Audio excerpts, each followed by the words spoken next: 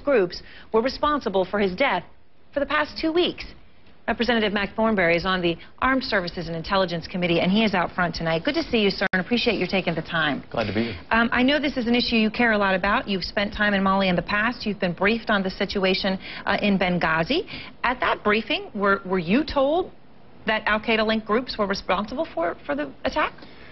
Well, of course, we always have to be careful repeating what we're told in classified settings, but basically we were told something that that's consistent with what the administration was saying publicly, and that is this was a spontaneous mob, it got out of hand, and there were unfortunate consequences. Of course, that doesn't make much sense if you just look at common sense. The fact that it was 9/11, the fact that it was a very highly organized and sophisticated sort of attack. And so that's before you get into the evidence. It just didn't really add up. It didn't really add up. I remember asking that night the people on our program, 9/11, it can't be a coincidence, and people were trying to say that it was a coincidence, and it didn't seem to add up. Can you think of a reason, though, that they wouldn't have told you if they had found out in the first 24 hours it was Qaeda-linked groups? Why would they not have said so publicly? I don't know, Aaron. I'm really perplexed about this. I mean, it is true that Al-Qaeda has been diminished in the Afghanistan-Pakistan region, but as you point out, Al-Qaeda has grown, become more sophisticated and more dangerous in Western Africa. And we still have Al-Qaeda in Yemen and in Somalia to deal with. So if you're looking for a neat campaign narrative that says we solved this problem for you, this flies in the face of that. But what's far more important than that is we need to learn the lessons of what went wrong here to help protect other ambassadors and other folks who are around. And that's why I think Congress will move towards an investigation to try to get to the bottom of it. Yes, and I know, Senator Corker's been on this show. He had described the briefing that he received as there wasn't one new piece of information. He was incredibly frustrated with it.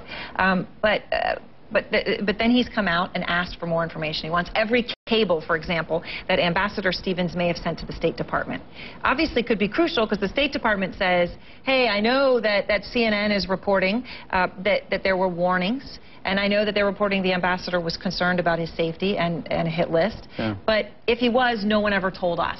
Yeah, I think we do need to get to the bottom of it. It's just not a matter of placing blame for this incident. It really is what went wrong here, because 4 Americans lost their lives. And so what intelligence information did we have? Did it get to the right people? What decisions did the State Department make? What decisions did the ambassador himself make? Why did he go to Benghazi with such a light security entourage? And so, especially if he was afraid. Well, and there had been attacks against, against the British ambassador just before this. So they knew that there were problems in Benghazi.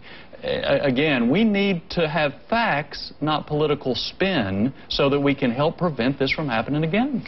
I'm curious who you think, though, ultimately should be held responsible, if indeed there were warning signs which were missed, and also perhaps for the fact that if you were briefing Congress and you knew that Qaeda-linked groups were involved and you didn't tell anybody the full story then, who should be held responsible for that? Well, we'll see what the facts end up showing. My guess is that they only had little fragments of facts, not a clear smoking gun that says we're going to attack the ambassador at Benghazi consulate on this day, but there were fragments there. And the thing that is just as concerning is, why would you go out and spin fragments in perhaps a political way rather than just get to the bottom of the matter? Well, and that's what we should hold them to. The report on the Daily Beast actually says that U.S. intelligence agencies had strong indication of Al-Qaeda's involvement, but also even pinpointed the location of one of the perpretors. Yeah. That they actually knew that within the first 24 hours. Yeah, after it occurred. After it occurred, after the attack occurred. I've seen those reports, and that is very important information we need to get to the bottom of. Because where is this person right now? Yeah, and what do we know about him? What are his affiliations? And so that tells us the Al-Qaeda link, but it also goes to what your point, and that is, if we're going to really hunt him down, as the president says, we know where he lives, 15 days.